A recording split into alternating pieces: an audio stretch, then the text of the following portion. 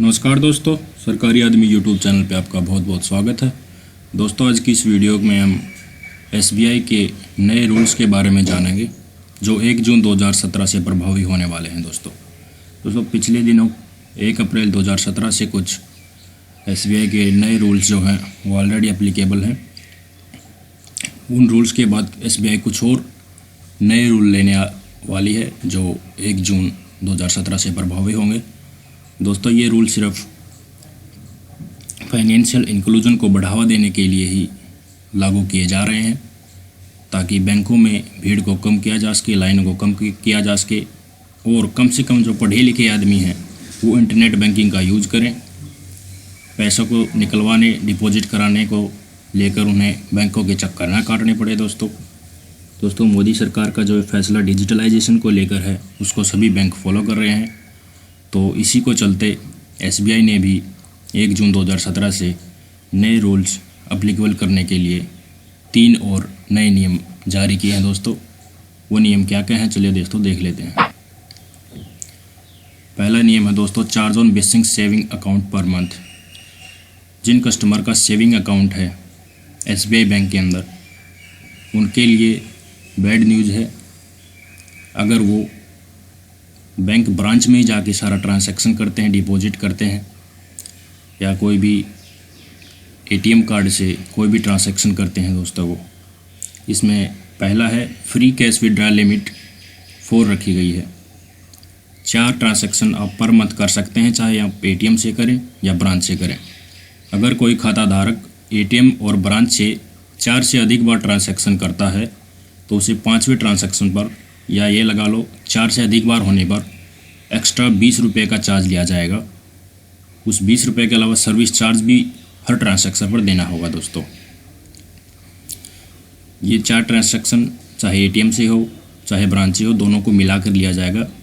अगर 2 ब्रांच से कर लिए, 2 एटीएम से कर लिए तो 5वां ट्रांसैक्शन चाहे आप ब्रांच से करो या एटीएम से करो, आपको 20 रुपये प्लस सर्विस चार्ज इसके ऊपर देना होगा। तो सिर्फ 4 ट्रांसैक्शन ही पर मंथ अब फ्री होंगे 1 जून 2017 से।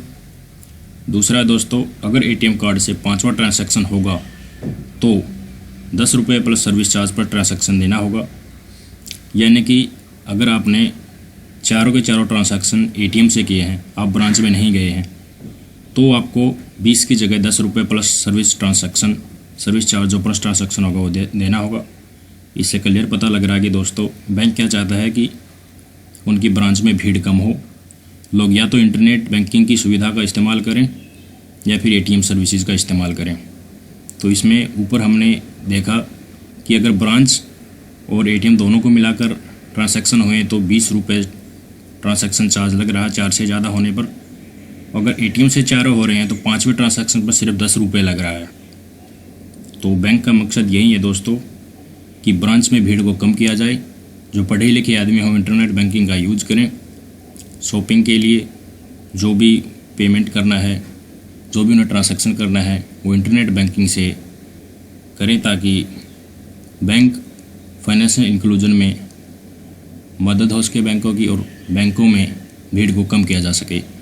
जो कम पढ़े लिखे लोग हैं दोस्तों उनको इस स्कीम से नुकसान होगा क्योंकि वो ना ही एटीएम कार्ड इस्तेमाल करना जानते हैं और ना ही इंटरनेट बैंकिंग इस्तेमाल करना जानते हैं। दोस्तों, तो जो एजुकेटेड पीपल है इनके लिए तो खुशखबरी है क्योंकि वो इंटरनेट बैंकिंग यूज़ करें हर ट्रांसैक्शन के लिए तो उनको कोई भी चार्ज नहीं देना पड़ेगा। दोस्तों, दूसरा रूल होगा डेबिट कार्ड के ऊपर। हमारा डेबिट कार्ड जो हमने बैंक ने इशू किया है वो कट फट जाता है, काम नहीं करता है या फिर नया खाता खुलवाते हैं तो हमें डेबिट कार्ड मिलता है वहाँ से। तो दोस्तों, अब सिर्फ रुपी डेबिट कार्ड जो होता है रुपी का वो ही फ्री में इशू होगा।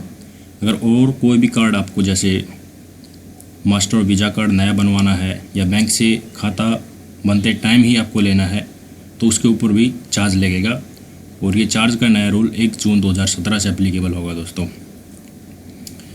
तो डेबिट कार्ड फ्री में इशू होगा। दोस्तों, अगर और कोई भी कार्ड आपको नया बनवाना है तो उसके ऊपर चार्ज लगेगा। इससे भी क्लियर पता लग रहा है कि अगर आप एटीएम सुविधा का यूज़ कर रहे हैं, इंटरनेट बैंकिंग का यूज़ नहीं कर रहे हैं तो भी आपको चार्ज देना होगा।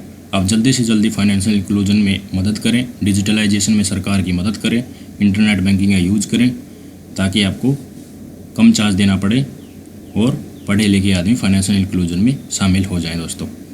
तीसरा है चार्ज ऑन नोट एक्सचेंज।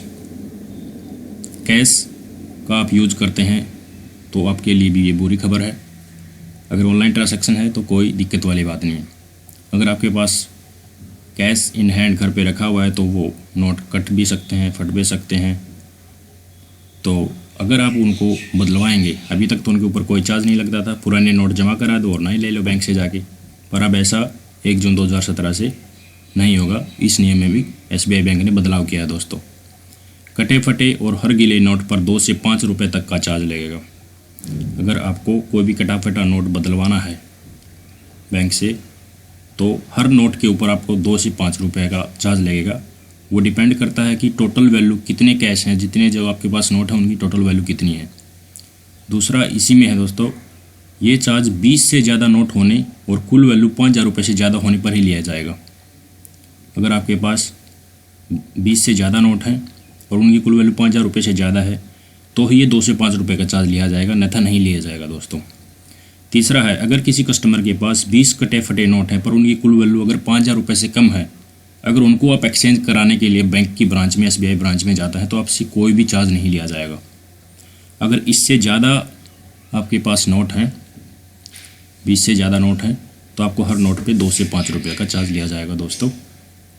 तो इस रूल से स्पष्ट पता चल रहा है कि कैश इकोनॉमी को सरकार डिस्करेज कर रही है, हतोत्साहित कर रही है और कस्टमर को ये बताना चाहते हैं कि आप जल्दी से जल्दी फाइनेंशियल इंक्लूजन में शामिल हो जाइए और डिजिटलाइजेशन जो मोदी सरकार ने जिसकी पहल की है उसमें शामिल हो जाइए।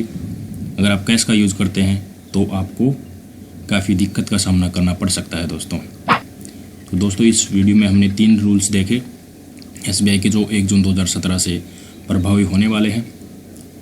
ऐसे रूल दूसरी बैंक हैं वो भी कुछ समय में लागू कर देंगे। SBI इससे भी टफ रूल आगे लेके आने वाला है, क्योंकि SBI का या दूसरी ब्रांचेज का या सरकार का एक ही मकसद है, सब लोगों को डिजिटलाइजेशन में शामिल किया जाए, जिससे कैश इकोनॉमी को बढ़ावा ना मिले, सारे ट्रांजैक्शन डिजिटल हों, इंटरनेट बैंकिंग का इस्तेमाल हो, बैंक में भीड़ को कम किया जा सके, लोगों को बैंक के चक्कर बार बार नहीं लगाने पड़े दोस्तों। तो दोस्तों आशा करता हूँ कि ये वीडियो आपको पसंद आया होगा। अगर आपको ये वीडियो अच्छा लगा तो प्लीज़ सब्सक्राइब कीजिए और शेयर कीजिए दोस्तों, और सरकार की डिजिटलाइजेशन में शामिल होने की पूरी कोशिश कीजिए। कम से कम जो पढ़े लिखे लोग हैं वो इस बात का ज़रूर ध्यान दें कि इंटरनेट बैंकिंग का ही यूज़ किए।